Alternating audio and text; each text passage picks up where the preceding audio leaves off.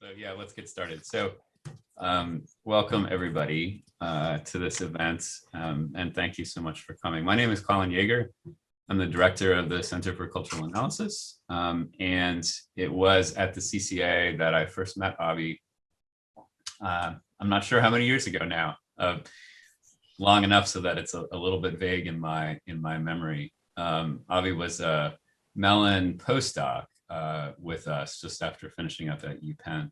And it was during the 2 years that he was at the CCA that he worked on the manuscript that eventually became this book that we're celebrating today. So I'm really pleased that the CCA is able to host this event and to make a certain kind of longitudinal commitment to people who have passed through our doors and then gone on to great things. The last time I saw Avi was in a bar a few years back now, when he said, I'm thinking about the good enough life. Oh, that's sort of interesting. And then the next thing I knew, the piece in the Times had come out and he'd won a prize and he was off and running on that project. But this is the project before that project. And so we're here to celebrate it. So again, welcome and thank you so much for being here. And thank you in particular to Avi for writing the book. So I'm going to turn things over to you, Avi, just very quickly, and then we'll proceed from there. Thank you, Colin. Thank you so much. And I'm gonna, I'll say, brief thanks, and then just a few words about the book if people haven't read it, just to kind of contextualize, and then we can turn over for responses, and Adam will moderate. So I've just prepared a few words, and just again, to begin with, brief thanks to everyone for being here today. It's really lovely to see so many friends, colleagues, people who both wrote to say they couldn't come, but whose presence is still here, and those of you who are here, and even a few family members is very nice. I'm really honored to be doing this at the Center for Cultural Analysis. As Colin said, this is where I wrote a lot of the book, and I owe a tremendous debt of gratitude to Colin and Dan and Emmett, who are organizing in the background, and Billy Galprin, who was the director when I was here, and really to more people than I can name who offered so much support throughout my process of writing this way too long book. Because the book stretches across so much space and time, it is also indebted to a great many scholars whose work I build on. And it's a real profound honor to have a few of them here today, both speaking and a few I've seen log in. And especially because each of them was generous enough to give incisive feedback on the book as I was writing. And so it's really lovely to keep this conversation going. So for those who haven't read the book, just a brief word of context. The basic argument is that we readily understand how global relations from early European colonialism to the World Trade Organization inform the modern world. But sometimes philosophy and theory are spoken of as outside of that, as being very specific to a tradition, European or Buddhist, etc. And that's not entirely untrue, of course, but it's partial. And it ignores how these global conditions of modern life inform our thinking. So what I wanted to do in this book was to further the argument, building on the work of many others, that we should view the question of how to understand our place in global relations as being as important to modern philosophy as it has been to modern politics. Not because I think it should have been, but because it really was.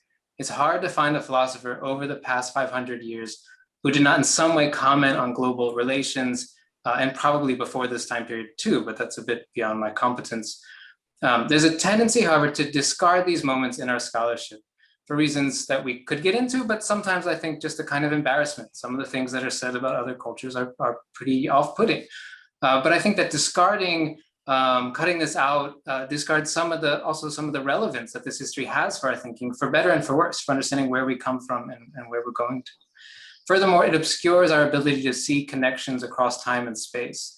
So I trace just a part of that history, showing specific connections between thinkers from when Michel de Montaigne reacted to meeting Tupi men from Brazil in France in 1562, to when D.T. Suzuki came from Japan to New York to lecture on Zen Buddhism in 1952, about 400 years later. Along the way, I find the most potential for ethical global relations in those thinkers who advocate for engagements that respect cultural differences at the same time that they appreciate that these differences are not absolute and that all cultures and individuals change over time. They don't evade universal aspirations for decency and equality, but rather show how a need to respect plurality leads to these very universal ethics. goals for a good life for all, or good enough life for all, cannot be imposed from a philosopher on high, but must be worked through in what are often difficult and tendentious global engagements. That at least is the broad argument as I see it now. And I welcome other interpretations and conjectures and criticisms. And I don't know what our speakers today will be discussing exactly, but I do want to preface by saying that I invited them to speak about the book, but also if they wanted about parallel themes and concerns in their own work or that of others as part of this ongoing conversation around what it means to live well in a world that is once deeply connected and violently uneven. So thank you all for coming today. Let me pass this over to Adam to introduce our speakers. So thank you, Avi. Thank you for including me in this event. It's really my great honor to introduce these speakers and who will speak about a book that I've found interesting and important. So in the interests of time, I'm going to just provide very brief introductions that don't do justice to the production, the real important interventions that these scholars have made. But I do want to just point out that the panel that has been assembled today, I think, reflects the significance of Avi's work. These are very distinguished scholars. So our first speaker, I'll introduce all three speakers, and then I will invite one by one each of them to speak. So our first speaker, Souleymane Bachir Diagne, is professor of French and philosophy and director of the African Studies Program Institute, at Columbia University. He has just this month published a memoir, Le Fagot de ma Mémoire. Our second speaker will be Jane Anna Gordon, who is professor of political science at the University of Connecticut. Her most recent book is Statelessness and Contemporary Enslavement. And then our third speaker will be Inés Valdez, who is associate professor and director of the Latino Studies program at the Ohio State University. Her most recent book is Transnational Cosmopolitanism, Kant, Du Bois, and Justice as a Political Craft. Professor Diagne, the floor is yours.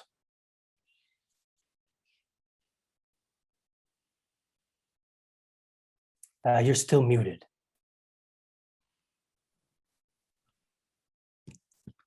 Mute myself. Here we go.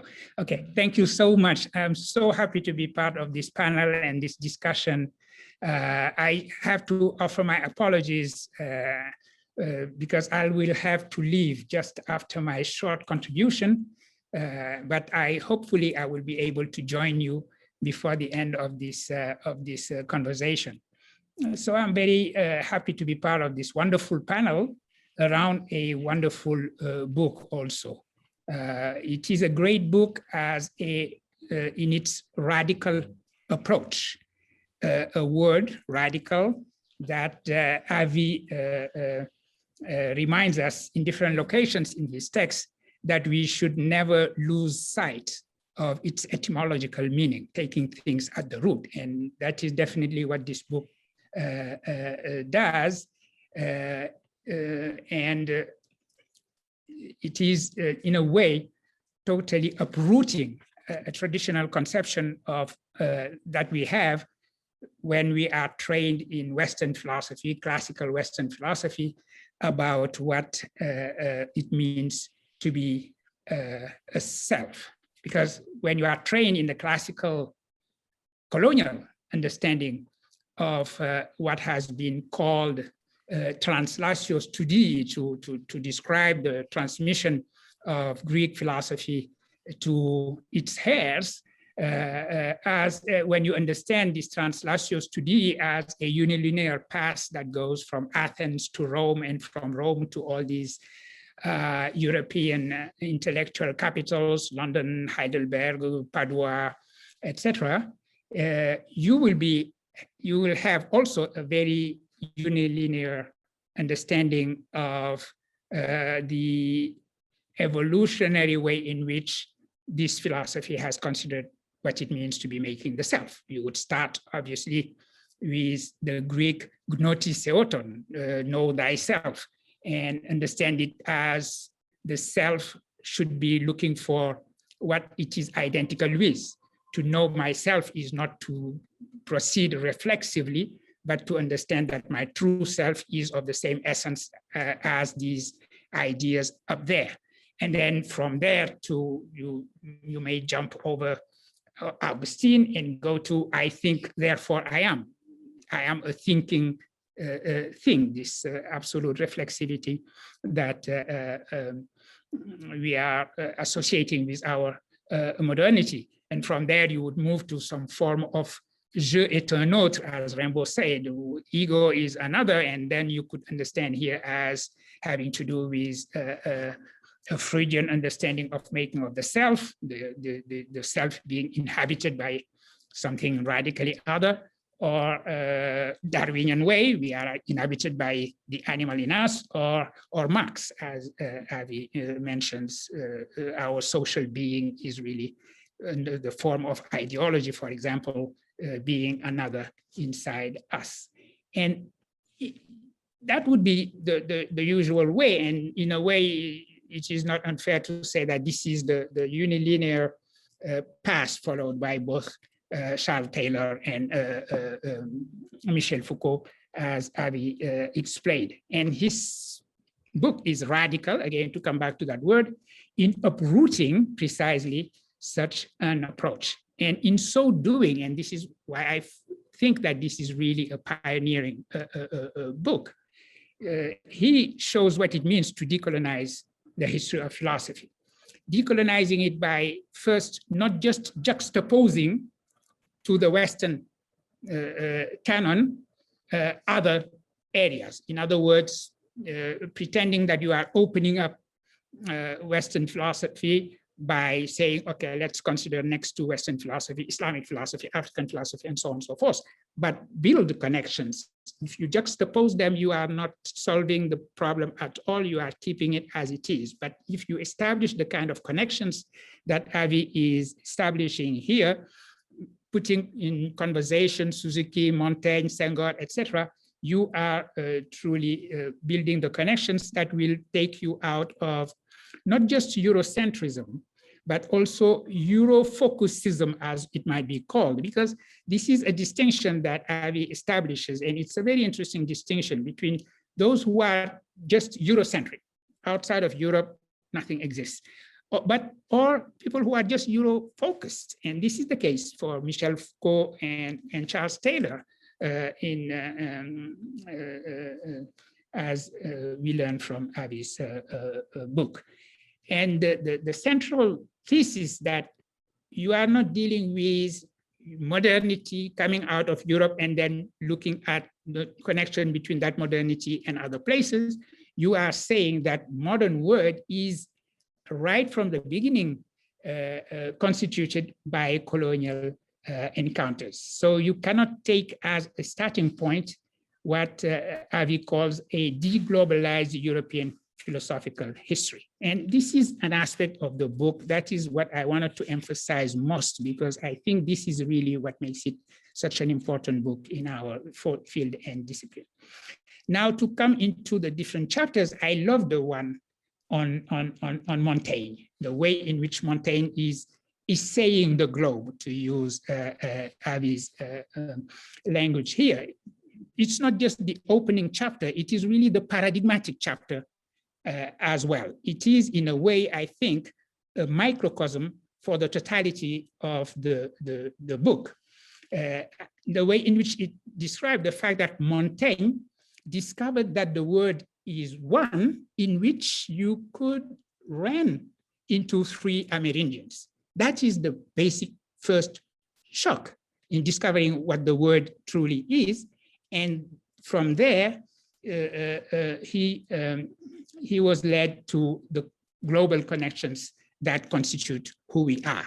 And this is really paradigmatic of the totality of the book. This is very important. And he was led, Montaigne was led from there to the skeptical account of what Avi calls unbearable identity.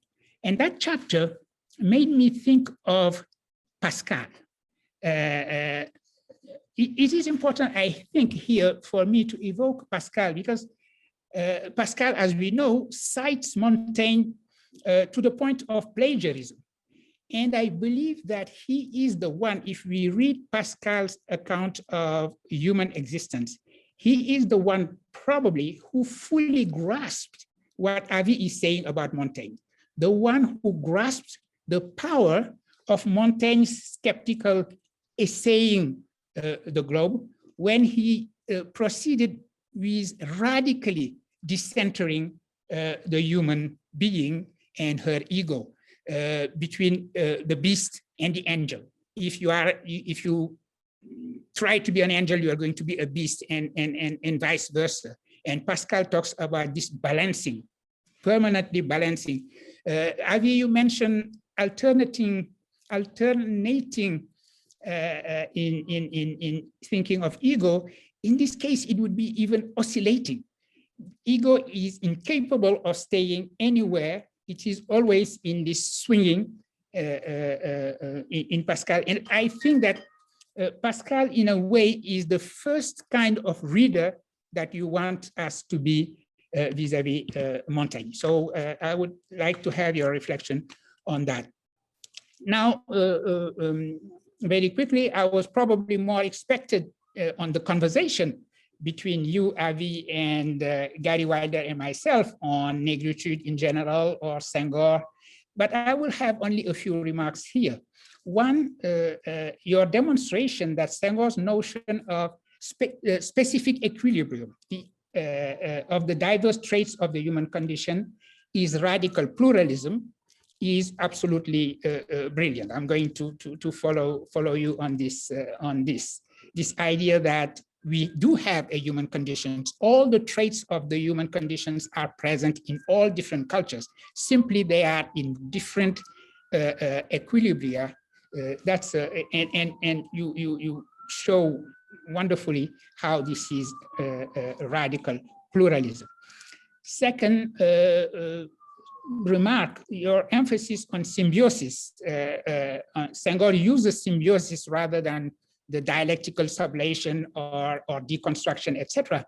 And this is also very, very important in his own way of dealing with unbearable identity. And this is in a letter, I don't know if you know that letter, to Jeannette Vaillant. Jeannette Vaillant is his biographer who wrote to him many different letters. And in one response, Senghor said, okay, you are pointing towards my contradictions. And he accepts this idea that these are contradictions. And what you do with contradictions, you do not try to just, overcome them in some kind of Aufhebung. You're not doing that. You just try to, as much as you can manage, to think them together, to build a symbiosis, to see if the vital force connects them. That would be a way of understanding symbiosis. And thank you for opening up that aspect of things for us. I will from now on use your phrase, strategic partialism, and I will abandon my friend Gayatri Spivak's strategic essentialism when talking about that. So you converted me to that expression. And I think more seriously that it works much better. Yes, you are right for Senghor. Last point about your discussion of Gary Wilder's rapprochement between federalism and Kant cosmopolitanism. That is an interesting, because Gary Wilder, for those of you who haven't necessarily read Freedom Time, Gary said that when Senghor called from some sort of federalism to go beyond colonialism, he was thinking of Kant's cosmopolitanism or some notion like that.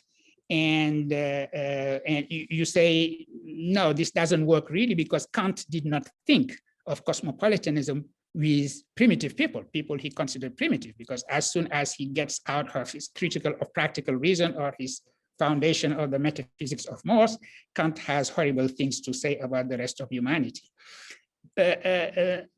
Yes, but this is precisely probably the interesting aspect of what Gary calls Africans decolonizing France, for example, precisely bringing in the federation people considered primitive, because they would from inside dissolve colonialism. And this dissolution of colonialism has been envisioned by someone very important, and I would love to discuss her work further with you later, is Simone Weil, not the minister, the philosopher who died young right after the Second World War.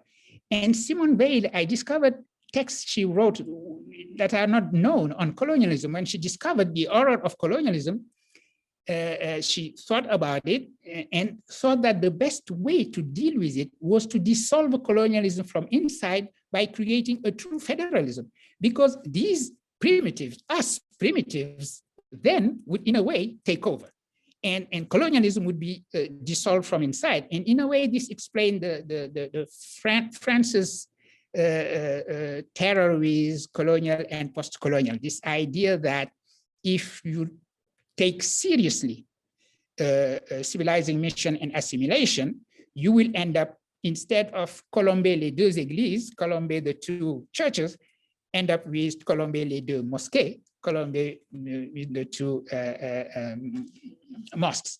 So I think that this discussion would be very interesting if we bring in Simone Weil inside of that, and I hope that you, myself, and Gary will have an opportunity to discuss that further one of these days. Thank you very much for having me on this panel, and sorry, I'll have to leave now and come back hopefully. Thank you. Thank you so much. Thank you. Next, Professor Gordon, please. All right, can you hear me okay?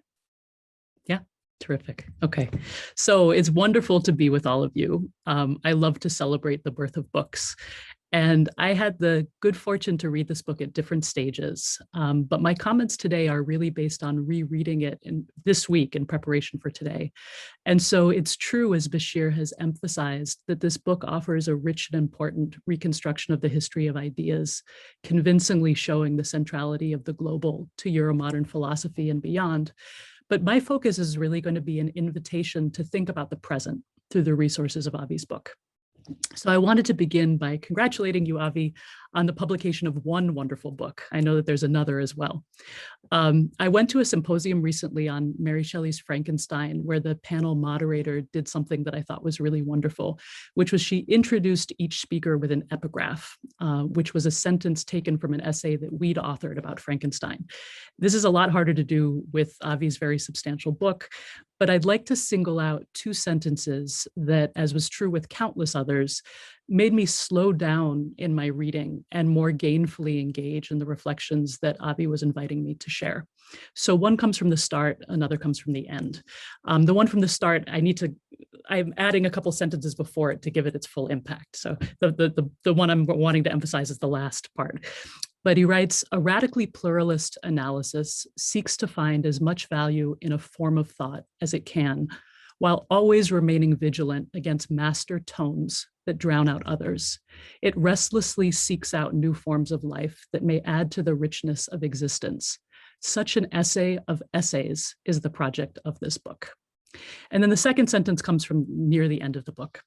And what Avi writes is, communities that have survived attempted genocides know all too well that the end of the world has already come many times. So I offer these with the hope that those of you who haven't yet read the book get a feel for the kind of text that it is.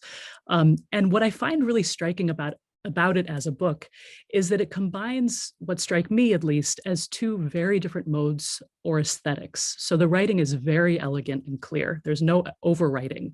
And it reminds me of Zen aesthetics as I've encountered them in the West. But on the other hand, the text at times appears to burst at the seams with everyone and everything, because all of them, in a sense, are relevant. But what conjoins these two very different modes seems to me to be a profound love of ideas that infuses Avi's inquiry and his communication of it. So I kept imagining the lucky students who might hear elements of these chapters as lectures, and I was thinking that they would be fantastic even over Zoom. And then lastly, in terms of these kinds of comments, I did, in a way that surprised me, also experience a feeling of recognition that may be pure projection. And if that's so, Avi, I apologize. But like Avi, I'm a child of intellectuals or scholars from a home with adults for whom ideas and books were supremely important. So much so that they may argue intensely over their meaning and consequence. I'll never forget one morning when I woke up and my parents were fighting with each other. I thought this might be the end of their relationship. And my brother explained to me that they were fighting over how to understand hegemony. And I didn't know what that was at the time. But that environment, I think, is one that does inspire a profound sense of awe, and also a feeling of being genuinely overwhelmed, because there's a feeling for the enormity of what might be known that's visceral. There's a sense of the necessity of knowing, which is equally clear, but the ability to bite off any piece of this enormous thing and digest it adequately, the sense that that's possible is much, much less clear. And so I found myself, when reading Avi's book, reflecting on the relationship of those kinds of orienting sensibilities, being child to a scholar, to the question of how we develop global subjectivities. So related to this is a second dimension of the book which struck me, which was the range of intellectual sites or para-institutional places that Avi has made home. And I know there are all kinds of cynical comments that we could make, right, about the precaritization or making precarious the vast majority of people employed as intellectuals, and those are all true. But what strikes me is that Avi seems to be someone who would make and join a variety of intellectual homes, whether or not we were all faced by neoliberal conditions. And I mention this because it seemed clear to me that Avi's cultivation of a global self and the ability to write about global subjectivity was likely nurtured and cultivated in moving among intellectual spaces with varieties of distinctive cultures, norms, priorities, and modes of accountability. And that, of course, that is also true of the figures who are the book's focus, that many, if not most, were not squarely located in or oriented by the imperatives of a place that we could, in any coherent way, call the academy. So I mention this because I wonder how hospitable universities in the US today are to endeavors to think and to be global. There's obviously a lot of recruitment of international paying students and lots of building up of campuses in different parts of the globe. And many universities, in a wonderful way, employ increasing numbers of immigrant scholars. But there seems to be a tug of war or an open war that parallels ones going on beyond the university over what the university today should be. For some, not acknowledging and trying to understand our globality is a failure to undertake their work itself, while others seem ever more adamantly to assert parochialism as an ethic and a mode of life. So this connects to a question about two of the terms that orient Avi's analysis, which are the fact of being global being experienced as unbearable versus bearable. And I know that since writing this book, Avi's explored the idea of good enough, or what is sufficient, or dayenu. And so I was eager to hear more about the use of these terms to characterize the spectrum of experience. And thinking here as someone whose focus is on politics, I did also wonder if our condition being unbearable or bearable describes and captures distinct political orientations. So in other words, are those for whom our situation is unbearable, for whom the fact of our enmeshment in the globe is too much, not in episodic ways, but always, are those exactly those who want to shut those relations down, to close borders, to circumscribe how the world appears to touch them, even if they can't really, which is why they're so vociferous and want symbols that will make reality go away for a time? While those who find our situation bearable are trying to figure out how we develop democratic institutions or modes of taxation that try, however imperfectly, actually to meet our globality where it is. When I was reading, I was thinking about unbearableness more in terms of those who aren't oriented by a hatred of difference, but those who are overwhelmed by how to open themselves to it and are therefore seeking guides. But perhaps the two blur quite easily into one another. And then lastly, in relation to this point, I wondered literally how the globe looks for those for whom their inherent indispensable relationship to it is bearable or not. And then given Avi's attention and the attention of the many figures he engages to pedagogy, I was thinking also about how we develop or practice a global mode of subjectivity. So Avi mentioned, even while qualifying its sort of essential goodness, Du Bois's deliberate point of traveling, which Rousseau and Kant, of course, didn't do. And it made me think of the many escaped enslaved people who made a point of going to see places that they had only been told about. And so I'm thinking especially of somebody like Harriet Jacobs or Linda Brent, who was constantly told that the white working classes in Britain were worse off than enslaved people in the US. And I always found it fascinating that she made a point soon after being a freed woman to visit England and Ireland to see if that was true and to return with her own assessment. But in terms of feeling the presence of elsewhere in one's own midst, there's of course a difference between places that have been colonized, where the enormous weight of the metropole looms all too large, as opposed to places in the metropole, where until recently, the presence of the rest of the globe could be carefully curated and controlled. In the latter, it's their increasing incapacity to mediate the appearance of global presence that's thrown them into complete existential crisis. But I was thinking about how Michel Rolfe Trio, when mapping relations of borrowing and indebtedness, pointed out things like that tomatoes were not native to Italy, or horses to Native America, or Christianity to Latin America, or tea to England. We could go on with our additions about where an idea like political federation comes from, or how Black Southern US culture is. But I was thinking about doing the work of nurturing global subjectivity in the classroom. Is this through emphasizing the presence and immediacy of what seems far-flung, and not just its superficial presence, but its constitution of how we think of what is close and familiar? Because it's realizing the intimate proximity of having been mutually constituted that makes our previous categorizations unfeasible or unsustainable. So is this pointing out the presence of China in the goods that provide the infrastructure of our daily lives? Or learning that it's refugees from recent Central American civil wars who are galvanizing and leading day labor organizing in the US South and West, or that a major contributor to the left activism that produced what we had of a welfare state in this country came with immigrants from Eastern Europe.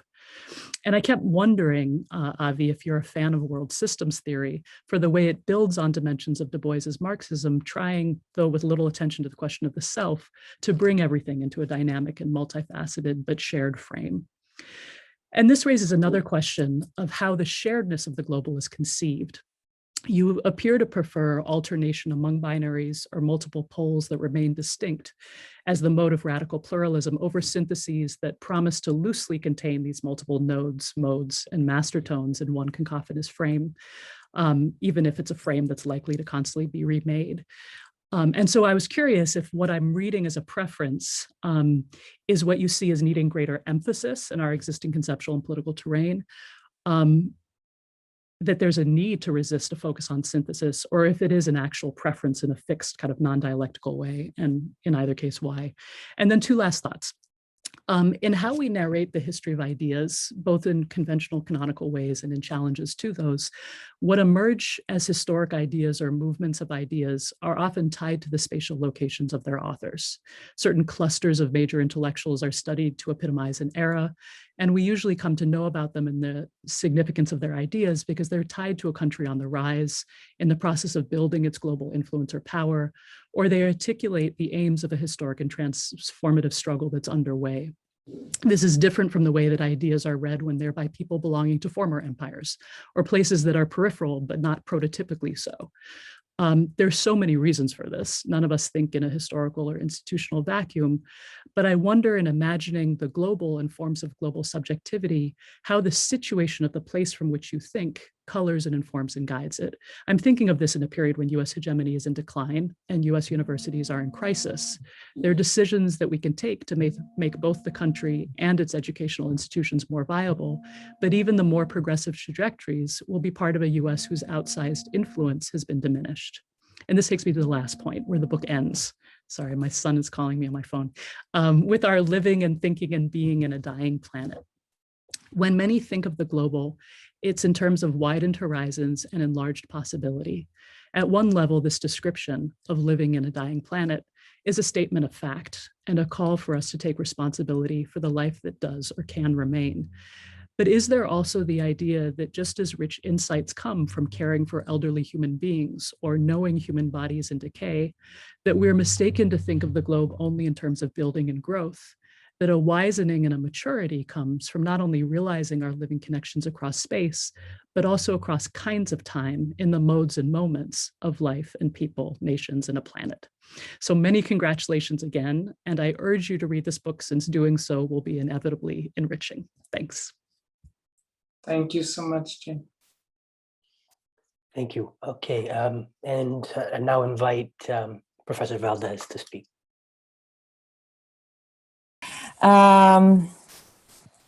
Good. Let me just find my notes now. Thank you very much for the invitation, Avi, and in particular for the generous permission to focus on just one chapter, which, given extremely uneven schooling for my elementary school daughter this year, is the only thing that I could accomplish this semester, although I'm really looking forward to read the book in its entirety. So I will focus on chapter 6, Radical Pluralism 2. Here, Avi recovers Du Bois's multi-genre oeuvre and argues that he reinvents double consciousness, advocates specific ethical modalities for intercultural contact, and engages in an explicit and extended practice of making such contacts. In so doing, Du Bois provides an original understanding of the self and new methods for the social sciences. These practices of the modern self in particular expand on Emerson's analysis of double consciousness, which are unhelpful for subjects placed in unbearable positions of identity, or also helpful to imagine alternative presents and futures for all peoples. I really enjoyed this chapter and Avi's careful attention to language, polysemy, and Du Bois's many engagements with, as well as some erasures of, thinkers and historical events. Particularly notable is, of course, Avi's treatment of the dual character of double consciousness, both gift and curse, and the unbearable identity that results from the subjects born on the wrong side of the color line, a situation that can be reversed only by allowing free movement between these realms. Du Bois's practices of the global self include intellectual and material travel. His engagement is multiple, with African history, with American and European traditions of thought, and critical in the sense that it relativizes, modifies, or turns the latter's prescription upside down. Art and civilization personified on the figure of an English woman playing the ivory keys of a grand piano is revealed as likely connected to human destruction. Thus, his engagement with African history, while it changes him and his thoughts substantially, also fuels his curiosity about Africa's entanglements with the West, or rather, the dependence of Western subjects on Africa for their well-being. This examination allows Avi to reconstruct Du Bois' version of radical pluralism, which does not exclude the universal, but insists that universals be understood as conflicting goals whose conditions of possibility depend on remaining humble and allowing for multiple institutional forms. For this, Avi argues, Du Bois must rely on double consciousness to rethink the global origins of the modern self, one that emerged bifurcated by race. Three questions emerge from my reading of this fantastic chapter, which manages to combine a learned engagement with the Du Bois literature, even while sustaining a dialogue with the previous interlocutors that organize the genealogy. First, it is interesting that the engagement with the modern self in Du Bois, despite noting his transnational orientation, centers predominantly in the notion of double consciousness, which, as Avi argues, is needed to understand the global origins of this modern/global self. But what about the global futures? As Du Bois loses hope in US democracy, his notion of the self becomes a transnational one, not in origin, but action, and is one that requires a retreat from the painful or poisonous situation of double consciousness into what he provocatively termed self-segregation. In these writings, published in the 1930s, Du Bois reconsiders the gift coming from engagement across the color line in a society as painfully racist as the United States, and finds that harm and even social death are likely to result from engagement with an unreformed white supremacist society. Interestingly, this is the same period in which he turns toward transnationalism. So it's a turn inward and a turn outward, in both cases away from mainstream spaces of American democracy. And so he turns toward transnationalism, another form of multiple or plural consciousness that proves less painful, more freeing, and perhaps more closely related to the global plural self that Avi aims to reconstruct. One perhaps proper of Afro-modernity, as defined by Bob Gooding-Williams. My question then is about the relationship between the future-oriented modern self and its globality. What does Du Bois turn to the transnational realm? his renouncing of US citizenship and death in exile in Ghana tell us about the possibilities for racial others to transcend their degraded status and achieve a radical plural self while remaining in the West. A second question has to do with my curiosity about what the genealogy of the self proposed tells us about the Western self, not as it should be, radically pluralistic, but as it is, materialistic and reliant on exploitation. How do attachments to luxury, like grand pianos with ivory keys, prevent the Western self from looking at the global as anything else than resources to be consumed?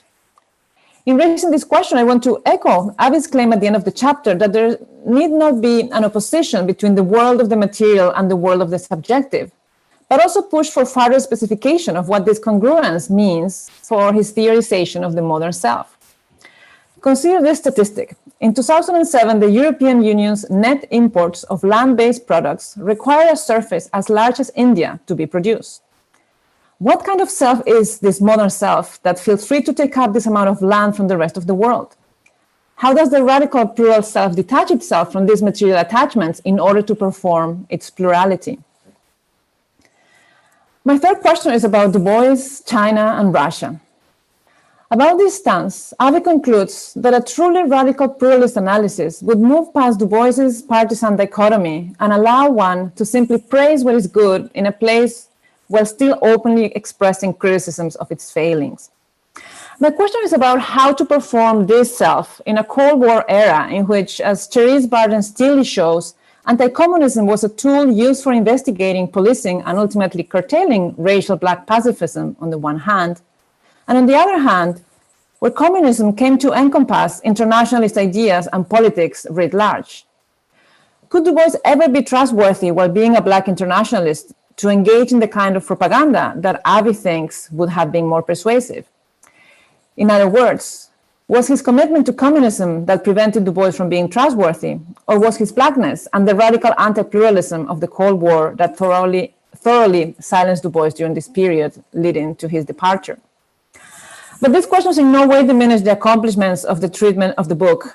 Instead, they are really about following a few of the many openings that Avi's original engagement with Du Bois provides. This account recognizes the radical redirection of the self that Du Bois' work offers, even when considering the long and distinguished genealogy that the book provides. Thank you very much for inviting me to engage. Thank you so much, and especially for overcoming Zoom difficulties. Which are entirely not your fault. Thank you. And thanks, Adam, for bringing the question in the meantime. And again, for everyone for being here. I'll try to respond somewhat quickly. We have about 20 minutes left. And maybe I'll go kind of backwards in case Bashir is able to return. And then open it up. So Adam, if that's okay with you, I don't know if you have any. No, please. Okay. So again, I just, I thought I'm just a little speechless. Like, these are just such wonderful and gracious and engaged remarks, and in the midst of such a difficult year, I'm amazed at how much energy, and I'm just deeply appreciative of the questions, and the thoughts and the comments, both critical and opening, that'll have a lot to think about. So these are very tentative responses. I think on the question of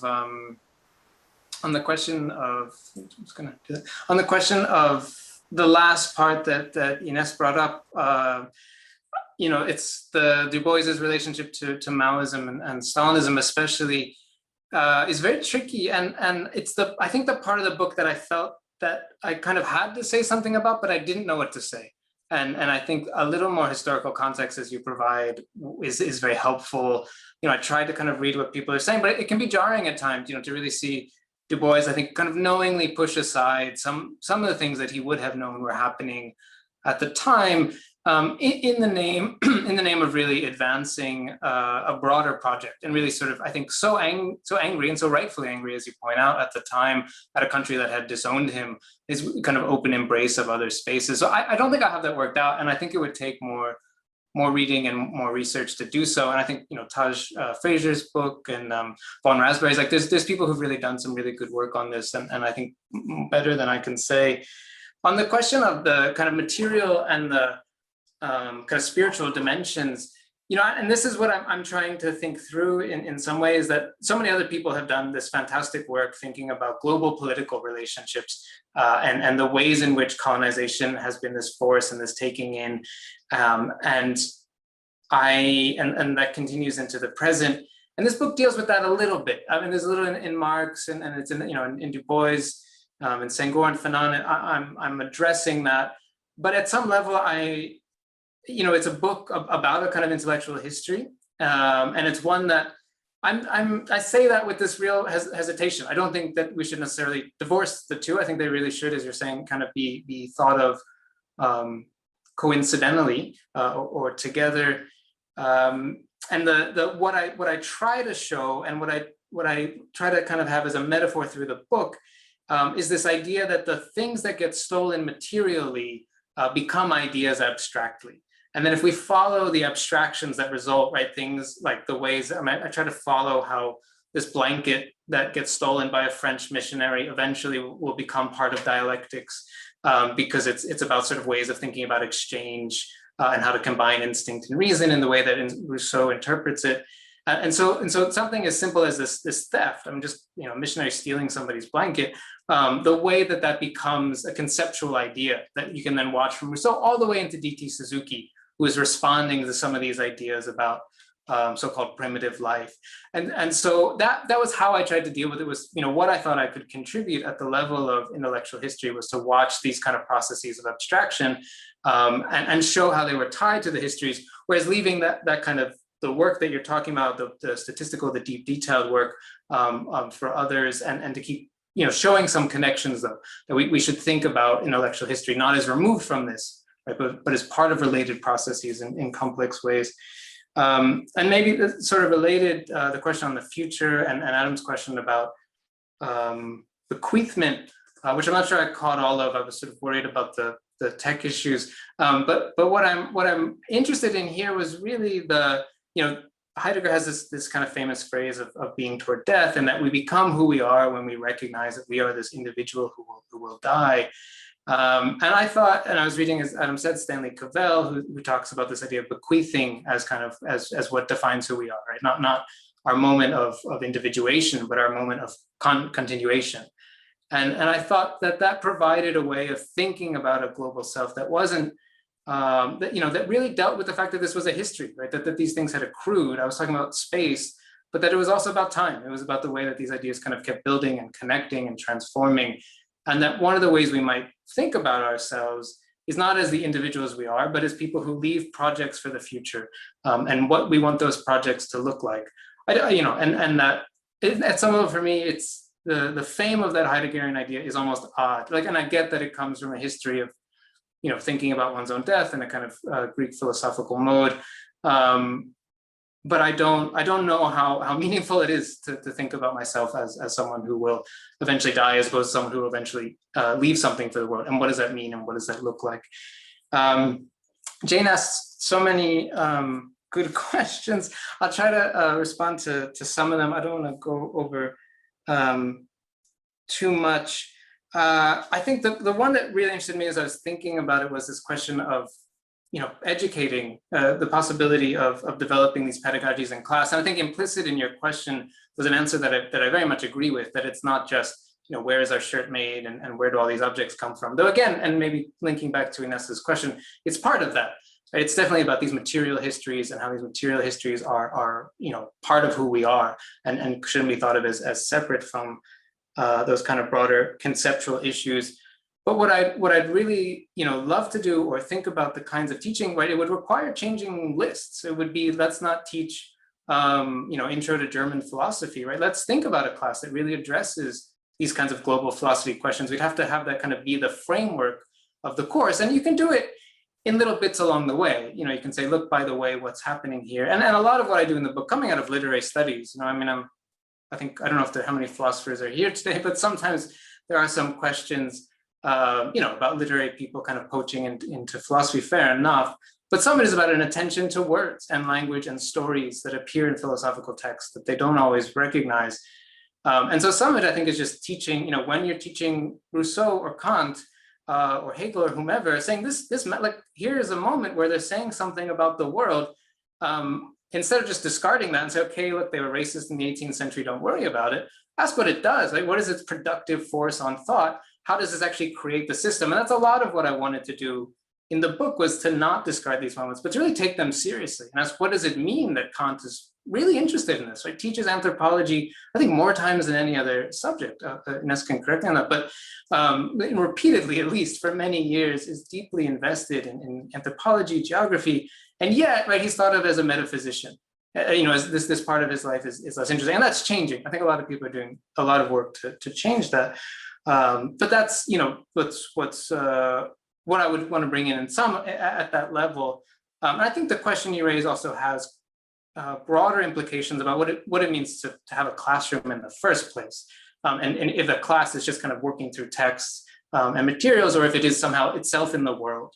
And one of the things I see with my students is that they are so, and some of that has to do with the strange place I teach right now, but it's so career focused that people do not go abroad. And if they go abroad, it's to London to work in a finance internship or something.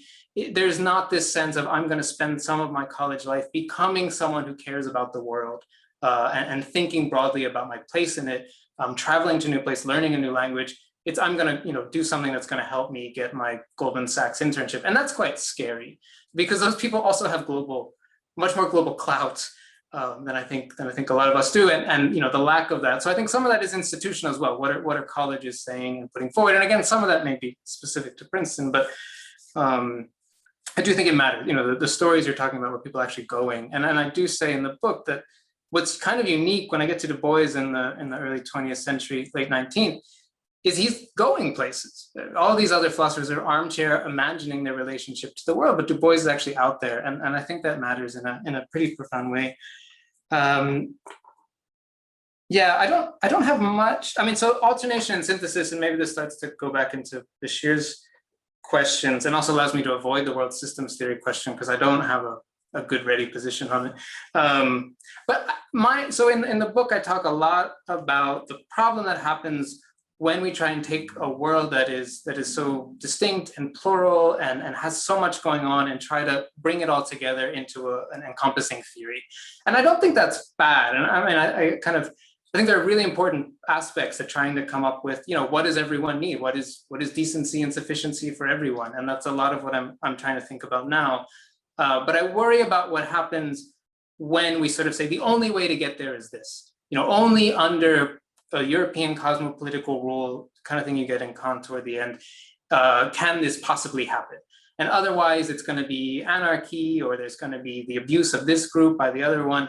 I think we need to think very seriously about how to create conditions that we think are, I mean, this is why I talk about good enough, right? I want a kind of universalism that isn't perfect and smooths everything out and says this is how things should be, but insists on it's good enough. It's like some kind of universalism. It's some kind of prescriptions for how we think world could be. And it's both good and enough. It really is ensuring that everyone has enough emotionally and materially, and has a kind of sense of a good life.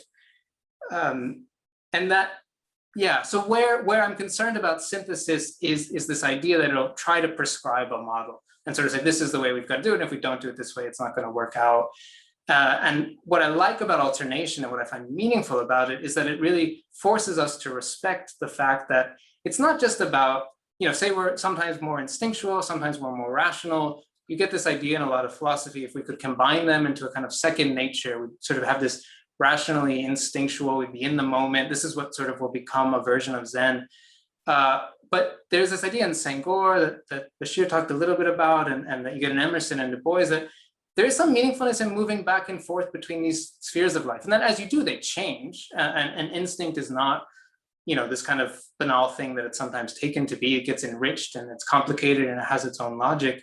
But there's something really, I think you can feel it. I feel it, at least in my own life, that I can think about these different modes or things I like to rely on at different times. And that is more powerful than condensing them into one. And that's what kind of keeps things going. And there's an essay toward the end of Du Bois's life in 48, where he says, the problem with the singular view of the world is, what if it's wrong, right? Where does difference come from, or change come from, when we just have kind of one way of looking at things?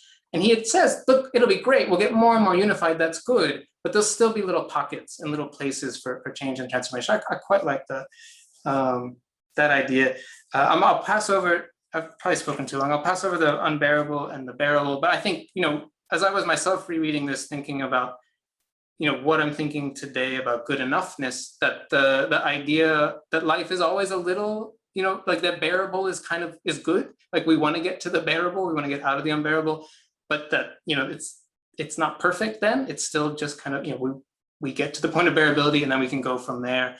And the idea that it shouldn't be unbearable for some so they can be bearable for others, right? That it is a kind of bearability for all. I'll say very just briefly on Bashir's question and just some context. I don't have Pascal fresh in my head. The only thing I would say about oscillation versus alternation is, again, I think sometimes oscillation is a mode we live in, but I think you can also alternate out of oscillation into some kind of forms of stability. And so I wouldn't want to reduce to too much flux, though I'd have to look at that more closely. And I would say on the question of Gary Wilder and Kant and Senghor, just that, so in Wilder's book, he talks about a relationship between Kant's federalism and Senghor's idea of a kind of Pan-African union. And I try to say I agree. I may not be as clear as I should, but I agree basically with that overlap and that possibility. But I'm concerned that when Wilder does that, he doesn't stop to sort of say, but there's some issues here in Kant, and we have to kind of get through them and think through them first. He just sort of says there's a kind of passage. So I understand, I think what Bashir was saying, that you can kind of push on that from the inside, and then that allows that connection. And I think that makes a lot of sense. But again, there's about 13 minutes, so I don't know if anyone else had questions or comments or anyone else wanted to respond. Oh, sorry, 8 minutes. I overspoke. I apologize. There were so many rich questions, and it was just very exciting and appreciative to have everyone speak. So yeah, Adam, or anyone. Yeah, we have a short amount of time. Maybe raise your hand using under the reactions button if you'd like to ask Avi a question. Yes, Bill Galper. Yeah, good to see you, Adam. We met a while ago at the Shifter event. I mean, I have really a kind of very simple, very basic question about, it's actually a grammatical question. I mean, the self obviously looms large, and it's a kind of third person construction in the way you think about it. I've actually been listening to you very carefully, and I guess my point is, so much of your work, and I'm already skipping ahead to the second book. I'm in the middle of Franny and Zooey right now, and I mean, so much of, so much, sort of, to quote, I mean, the self is something that you rely on as a kind of as a locus for all, everything that really concerns you. And so I'm struck by the way in which, on the one hand, we have the global, and yet so much depends on moments of subjective immediacy. Coming down to the question of unbearability, for starters, and so it's almost as if, there is a kind of question of scale between the third person conception of the self as something that you work through and theorize through all these thinkers. There is the subjective immediacy where the rubber meets the road as a kind of constant existential problem. I mean, existentialism, I think, is all over your thinking. And then when you begin to sort of talk about when you try to consolidate those two polarities, I'm listening to you and I'm also reading you, and you seem to fall back on the first person plural.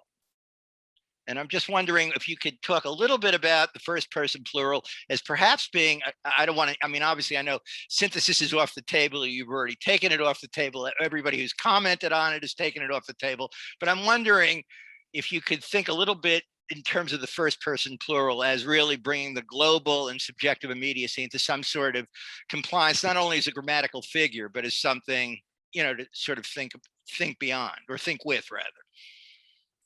Yeah, thank you so much for the question. And it's interesting for me because when I read my writing and I see the word we, I do have this kind of like, wait, why did I say that? That's like encompassing, it's bringing in all these people who maybe don't agree. And in the last, in the partial enlightenment and then in the good enough life, I have just kind of footnotes like, okay, here's what I mean by we. But I think the question is it a grammatical tick? Is it a writerly tick? that is just kind of, okay, it's a way of speaking. We should do this. We, you know, in a sense, and in my head, I think we doesn't quite mean what it means, which is to say, you know, kind of bringing everyone in across, you know, the kinds of things that Inés was also talking about, the great disparities. Or is it a way in which, you know, my language is encoding a mistake that I'm making, and I am overextending and claiming too much. And I think it's probably, I do think there's definitely some of that there, and I'm thinking about how to change that in the writing and in the language, and that tricky balance of a kind of universalism that I believe in, because I have certain kind of universal justice impulses, but the one that understands, you know, the complexity of difference and where different people are coming from. And so, you know, there is also, I think there is a relationship. I mean, at a more theoretical level, I do think there is a relationship between work on self and work on world. I think the way that we, you know, transform who we are is part of some kind of political project in all sorts of complex ways. You know, and I remember being very young and kind of traveling in Mexico and meeting this revolutionary in the Zapatista caracoles and the shells, the kind of communities, and saying to him, you know, what I really love about Marcos is he's so interested in changing not just the community, but the person. And he's this kind of grisly old revolutionary. He says, well, that's what they said in Guatemala in 1980, and that's what they said in Nicaragua in 1990, and that's what they said in Cuba in 19... Like that this is, you know, that there's a kind of naivete to this kind of, oh, we're gonna arrive on the other side, and we're all gonna be these kind of liberated subjects, and we're gonna live in this beautiful culture. And I think thinking that through a little bit has been some of the tension. You know, how do we understand? And again, there's that we, but I also, in a way, I almost don't know what else to say. Like, I don't know. Well, no, I mean, I'm just wondering whether it isn't a kind of a more serious end game. I mean, you've got the global on the one hand, you've got the self on the other hand. You can't talk about the self without falling back on individuation. I don't think the we is, I don't think it's at all coercive, and I don't think there's anything overbearing or disingenuous about what you're doing. I think the we is somehow, I mean, is some kind of telos in the best sense, that that a lot of your work is but it's a place that you can only get to in a very, it's a global end game that can only be sort of negotiated at a very local level. And it seems to me that we is as decent a place to sort of allow things to oscillate, if you'll accept the term. And so I'm you know, it was really more or less a friendly amendment. No, I appreciate that, but I do think it's pointing at, it's something, and maybe some of my self-consciousness comes out, that people have really raised, I think, good questions about, you know, what is it when who come from the history I do talk about we, and I think that's also some of Jane's question, you know, what is the location of our writing, and I'm still thinking that through, so I appreciate the implications as well. I don't know, there's like 2 minutes, I don't know if anyone had any final things they want to put out there that can kind of sit in the ether, unanswerable, mystical, or any such.